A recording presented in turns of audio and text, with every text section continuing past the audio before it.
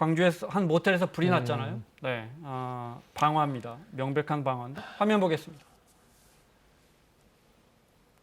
어제 새벽 0시쯤에 두 손에 짐꾸러미를 든 이 남성이 40대 남성이 모텔로 들어가고 308호에 투숙하는데 네, 이 영상이 찍힌 뒤 한 5시간쯤 지나 새벽 5시 45분쯤에 불이 나기 시작했고요.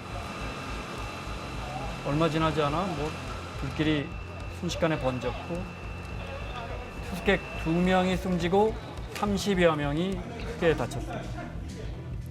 벽을 짚고 벽을 짚고 탈출하려고 했던 흔적이 그대로 네, 남아 있고요. 네, 깨진 창문에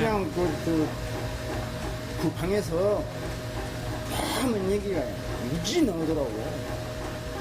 쫙 하면 나오는 거예요. 네, 인명피해가 컸어요. 왜 이렇게 컸죠? 이 33명이 사상인데요. 네. 2명이 사망했습니다. 40대, 20대 남성 2명이 사망을 했고 7명인가 8명은 또 아직도 31명 중에 3명이 현재 의식이 없습니다. 3명이 의식이 네네, 없다. 네. 2명의 남성, 여성 1명. 네. 그 외에도 이제 중경상자들이 있는데요. 이게 아까 말씀하셨지만 워낙 새벽 시간에 화재가 나다 보니까 네.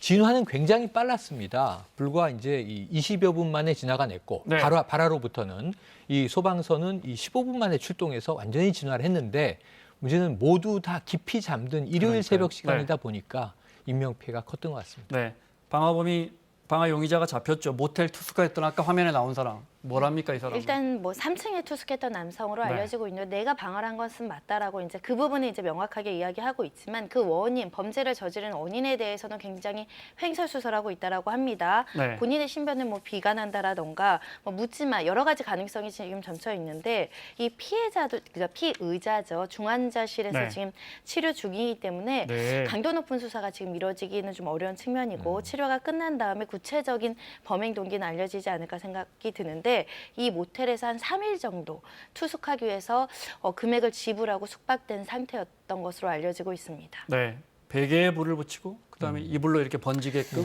네. 그렇게 저지른 것 같아요. 처음에 휴지를 이용해서 베개에 불을 붙이고 이불을 덮어서 이 불이 확산되는 것까지 계산해서 계획적으로 한 것으로 보이는데요.